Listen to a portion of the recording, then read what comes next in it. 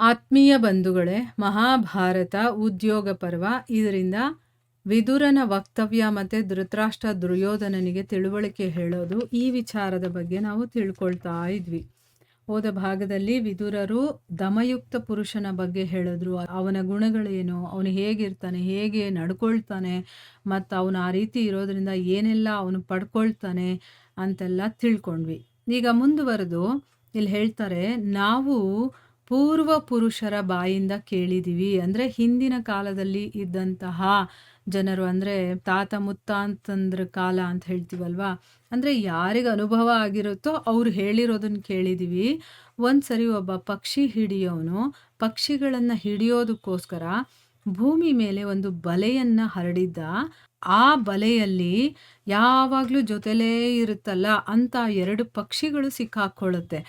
ಆಗ ಆ 2 ಪಕ್ಷಿಗಳು ಏನು ಮಾಡುತ್ತೆ, ಆ ಬಲೆಯನ್ನು ಎತ್ಕೊಂಡು ಹಾರು ಹೋಗುತ್ತೆ. ನೋಡಿ, ಬಲೆಯಲ್ಲಿ ಸಿಕ್ಕಾಕೊಂಡ್ಬಿಟ್ವಲ್ಲ ಅಂತ ಭಯ ಪಟ್ಕೊಂಡಿಲ್ಲ ಅವರು. ಯೋಚನೆ ಮಾಡಿ ಆ 2 ಪಕ್ಷಿಗಳು ಸೇರಿ ಆ ಬಲೆನೇ ಎತ್ಕೊಂಡು ಹೋಗ್ಬಿಡುತ್ತೆ. ಎಲ್ಲಾದರೂ ಬೇರೆ ಕಡೆ ಹೋಗಿ ನಾವು ಹೇಗಾದರೂ ಮಾಡಿ ಹೊರಗಡೆ ಬರ್ಬೋದು ಅಂತಂದ್ಬಿಟ್ಟು ಬಲೆಗಾರ ನೋಡ್ತಾನೆ. ಅವು ಆಕಾಶದಲ್ಲಿ ಎತ್ಕೊಂಡು ಹಾರ್ತಾ ಇರೋದನ್ನ ನೋಡಿ ತುಂಬ ಉದಾಸೀನನಾಗ್ತಾನೆ. ಮತ್ತು ಅದು ಎಲ್ಲೆಲ್ಲಿ ಹಾರ್ಕೊಂಡು ಹೋಗ್ತಾ ಇರುತ್ತೋ ಅಲ್ಲೆಲ್ಲ ಅವುಗಳನ್ನು ಹಿಂಬಾಲಿಸ್ತಾ ಅವನೇನು ಮಾಡ್ತಾನೆ, ಓಡಿ ಓಡಿ ಓಡಿ ಹೋಗ್ತಾ ಇದ್ದಾನೆ. ಅಷ್ಟರಲ್ಲಿ ಒಬ್ಬ ಮುನಿಯ ದೃಷ್ಟಿ ಅವನ ಮೇಲೆ ಬೀಳುತ್ತೆ.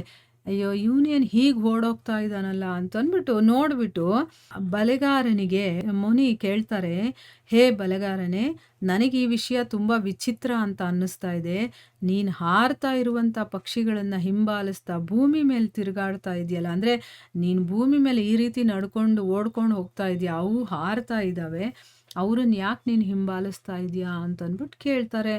ಆಗ ಬಲೆಗಾರ ಹೇಳ್ತಾನೆ, ಈ 2 ಪಕ್ಷಿಗಳು ಒಬ್ರಿಗೊಬ್ರು ಸೇರ್ಕೊಂಡ್ಬಿಟ್ಟಿದ್ದಾರೆ, ಅದಕ್ಕೋಸ್ಕರ ನನ್ನ ಬಲೆನ ಎತ್ಕೊಂಡು ಹೋಗ್ತಾ ಇದ್ದಾರೆ. ಅಂದರೆ ಇಬ್ಬರು ಒಗ್ಗಟ್ಟಾಗಿದ್ದಾರೆ, ಅದಕ್ಕೋಸ್ಕರ ನನ್ನ ಬಲೆನ ಎತ್ಕೊಂಡು ಹಾರ್ಕೊಂಡು ಹೋಗ್ತಾ ಇದ್ದಾರೆ. ಯಾವಾಗ ಇವರಿಬ್ಬರ ಮಧ್ಯ ಜಗಳ ಆಗುತ್ತೋ ಆಗ ಇವರು ನನ್ನ ವಶವಾಗ್ತಾರೆ. ಅಂದರೆ ಅವರು ಕೆಳಗಡೆ ಬಿದ್ದೇ ಬೀಳ್ತಾರೆ. ಇಬ್ಬರು ಒಟ್ಟಾಗಿರೋದ್ರಿಂದ ಎತ್ಕೊಂಡು ಹೋಗ್ತಾ ಇದ್ದಾರೆ. ಯಾವಾಗ ಅದನ್ನು ಬಿಡ್ತಾರೋ, ಅಂದರೆ ಒಬ್ರಿಗೊಬ್ರು ಆಗದೇ ಇರೋ ಥರ ಯಾವಾಗ ಜಗಳ ಆಗುತ್ತೋ ಆವಾಗ ಇವರಿಬ್ರು ನನ್ನ ವಶ ಆಗ್ತಾರೆ ಅಂತಂದ್ಬಿಟ್ಟು ಹೇಳ್ತಾರೆ. ಹಾಗೆ ಹೇಳಿ ಸ್ವಲ್ಪ ಸಮಯದಲ್ಲೇ ಕಾಲಕ್ಕೆ ವಶರಾದಂಥ ಆ ಪಕ್ಷಿಗಳಲ್ಲಿ ಜಗಳ ಅನ್ನೋದು ಆಯಿತು. ಅವ್ರೇನು ಮಾಡಿದ್ರು, ಕಿತ್ತಾಡ್ಕೊಂಡು ನೆಲದ ಮೇಲೆ ಬೀಳ್ತಾರೆ. ಬಲೆಗಾರ ಏನು ಮಾಡ್ದ, ನಿಶ್ಶಬ್ದವಾಗಿ ಬಂದು ಆ 2 ಕೂಡ ಹಿಡ್ಕೊಳ್ತಾನೆ. ಇದೇ ರೀತಿ ಯಾವಾಗ 2 ಕುಟುಂಬಗಳಲ್ಲಿ ಸಂಪತ್ತಿಗೋಸ್ಕರ ಪರಸ್ಪರ ಜಗಳ ಆಗುತ್ತೋ ಆಗ ಅವರು ಶತ್ರುಗಳ ಬಲೆಯಲ್ಲಿ ಸಿಕ್ಕಾಕೊಂಡ್ಬಿಡ್ತಾರೆ ಅಂತ ಹೇಳಿ, ನಿಮ್ಮಂಥ ಸದಾಚಾರಿಗಳ ಕೆಲಸ ಜೊತೆನಲ್ಲಿ ಕೂತು ಊಟ ಮಾಡೋದು, ಒಬ್ರಿಗೊಬ್ರು ಪ್ರೀತಿಯಿಂದ ಮಾತಾಡೋದು, ಒಬ್ರಿಗೊಬ್ರು ಸುಖ ದುಃಖಗಳನ್ನು ಕೇಳೋದು, ಮತ್ತು ಒಬ್ರಿಗೊಬ್ರು ಭೇಟಿ ಆಗ್ತಾ ಇರೋದು, ಒಟ್ಟಿಗೆ ಇರೋದು, ವಿರೋಧಿಸ್ಕೊಳ್ಬಾರ್ದು. ಶುದ್ಧ ಹೃದಯ ಇರುವಂತಹ ಮನುಷ್ಯರು ಸಮಯ ಬಂದಾಗ ಗುರುಜನರ ಆಶ್ರಯವನ್ನು ಪಡೀತಾರೋ ಅವರು ಸಿಂಹದಿಂದ ಸುರಕ್ಷಿತವಾದ ಕಾಡಿನ ಹಾಗೆ ಯಾರ ಒತ್ತಡಕ್ಕೂ ಕೂಡ ಬರೋದಿಲ್ಲ. ನೋಡಿ, ಎಂಥ ಒಳ್ಳೊಳ್ಳೆ ಮಾತುಗಳನ್ನು ಹಾಡ್ತಾ ಇದ್ದಾನೆ.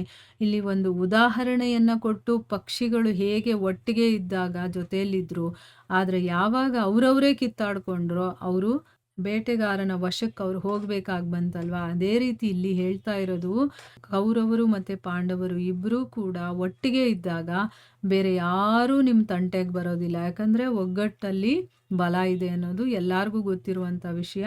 ಸೊ ನೀವೇ ಕಿತ್ತಾಡ್ಕೊಂಡ್ರೆ ಬೇರೆ ರಾಜರು ಇಲ್ಲಿ ಬಂದು ಅವರು ಬೇಳೆ ಬೇಯಿಸ್ಕೊಳ್ತಾರೆ, ಆಯಿತಾ. ಅವ್ರೇನು ಮಾಡ್ತಾರೆ, ಒಬ್ರಿಗೊಬ್ರು ಕಟ್ಟೋದು, ಅಥವಾ ಅವರು ನಿಮ್ಮ ಹತ್ರ ಇರುವಂಥ ರಾಜ್ಯಗಳನ್ನೆಲ್ಲ ಕಬಳಿಸ್ಕೊಳ್ಳೋದು, ಈ ರೀತಿಯೆಲ್ಲ ಬೇರೆ ಬೇರೆ ಕೆಲಸಗಳಾಗೋದಕ್ಕೆ ಕಾರಣ ಆಗುತ್ತೆ. ನೀವೆಲ್ಲ ಒಟ್ಟಿಗಿದ್ರೆ ಒಳ್ಳೆಯದು ಅನ್ನೋವಂಥ ವಿಚಾರವನ್ನು ಹೇಳೋದಕ್ಕೋಸ್ಕರ ಇಲ್ಲಿ ಅವರು ಹೇಳ್ತಾ ಇದ್ದಾರೆ.